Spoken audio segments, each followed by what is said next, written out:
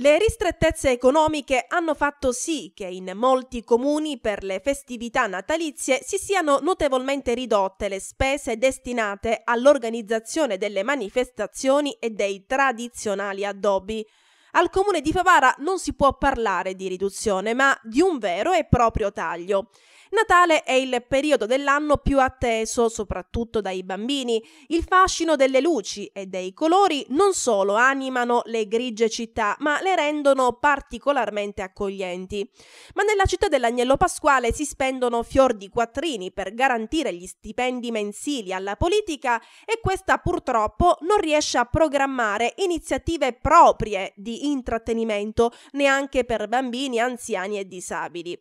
Fortunatamente le mancanze dell'amministrazione comunale sono in parte colmate dai commercianti, dalle associazioni e dai semplici cittadini. Un esempio su tutti viene dato dai commercianti di Piazza Cavour e di Via Vittorio Emanuele, che a proprie spese hanno provveduto all'installazione delle luci e di un maestoso albero di Natale. Così come hanno fatto il gruppo Fabaria Folk e la banda musicale Giuseppe Lentini, che senza essere retribuiti animano i 19 presepi allestiti dai cittadini nei diversi quartieri di Favara. Non solo addobbi e musica, ma anche tante iniziative. In Via Vittorio Emanuele, infatti, sabato prossimo è in programma la Notte Bianca, con le attività commerciali che rimarranno aperte tutta la notte, con offerte promozionali e tante sorprese per i visitatori. La notte a Favara si accende di 1000 stelline in Corso Vittorio Emanuele per l'opera e la volontà di alcuni residenti e dei commercianti del centro storico.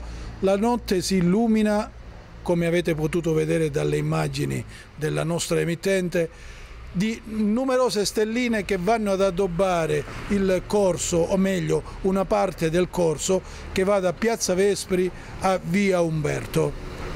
Questa, abbiamo detto, è un'iniziativa privata. Noi non vogliamo assolutamente creare polemica, ma ci teniamo tanto a che le tradizioni del nostro paese rimangano vive, e proprio oggi, che è l'inizio della novena di Natale, vogliamo augurare a tutta la città un felice anno nuovo, un sereno Natale, avvisando che sabato prossimo i commercianti e gli esercizi commerciali di questo tratto di Corso Vittorio Emanuele rimarranno aperti tutta la notte per facilitare gli acquisti dei regali di Natale, e ognuno proporrà un'offerta speciale per gli acquisti effettuati dopo le ore 21. Come avete visto ci sono delle luci natalizie, naturalmente, per come è cosa nota, l'intervento è stato fatto dai privati, dalle attività commerciali che sono